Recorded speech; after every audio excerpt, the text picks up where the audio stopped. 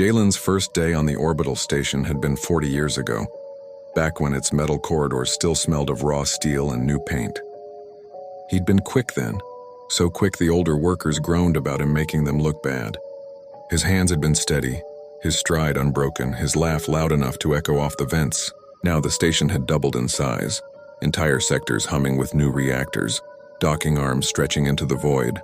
The crews had doubled too, fresh recruits cycling in with bright eyes and sharp reflexes. Jalen watched them race down the halls, toolkits clattering against their sides, and he tried to keep pace. But his stride faltered, his hands hesitated before each switch. He carried the limp of a man who had welded 1,000 hulls and climbed 1,000 ladders. "Don't push yourself," his supervisor told him one evening as Jalen lingered too long in the maintenance bay. "You've earned a rest." There it was again. That cursed word, rest. As though rest didn't sound like replace. He went back to his quarters, stripped off his jumpsuit, and stared at his hands. The skin was thick with scars, fingertips calloused, nails cracked. These were the hands that had sealed oxygen leaks, rerouted power during blackouts, and held steady when the station shook under meteor storms. These hands had kept thousands alive, and yet when the logs were updated at the end of each shift, his name was just one line in a long list. Soon it would vanish, swallowed by the next batch of recruits. The thought hollowed him. To be replaced was not death, but it felt like erasure. One night, while the younger workers laughed in the mess hall, Jalen wandered back to the outer hull alone. The stars stretched endless beyond the glass, sharp and indifferent.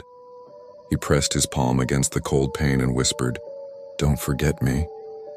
The next day, a reactor fault threatened Sector 12. Panic rippled through the green recruits. They fumbled with tools, unsure of the sequence, their voices cracking over the comms.